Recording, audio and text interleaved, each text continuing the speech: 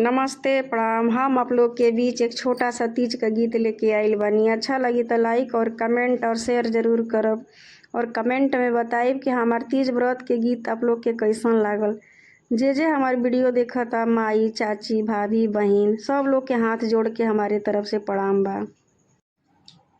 सूती शिवजी टूटही मड़ैया त गौरा रानी पूछेली हो। सूती शिवजी टूटही मड़ैया त गौरा रानी पूछेली हो। स्वामी कवनी बरत हम करी त पिया के उमर बढ़े सिंदूराय अमर रहे हो। ए स्वामी कवनी बरत हम करी कि पिया के उमर बढ़े सिंदूराय अमर रहे हो।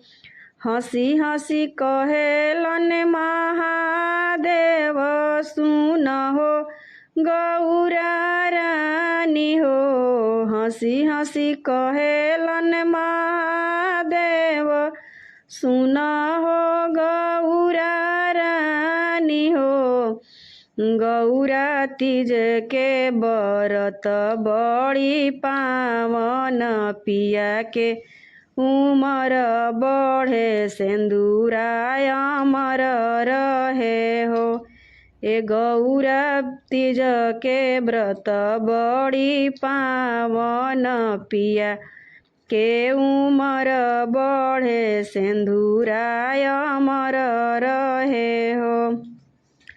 निर्जल रहे निराहार जे भी तीज के व्रत भूखेला हो। निर्जल रहे निराहार जे भी तीज के व्रत भूखेला हो।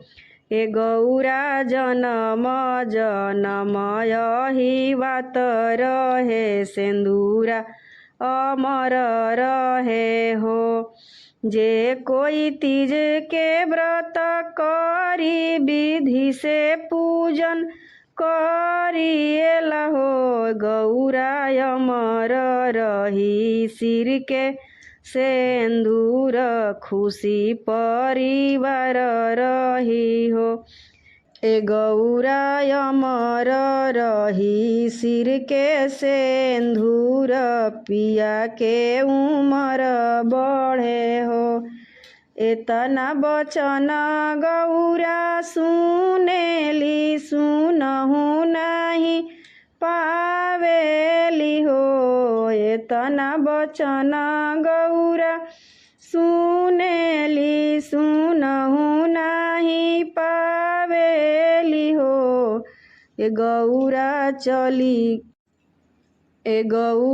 चली भैली गिरिजा पूजनवा त शिव के ध्यान धैली हो।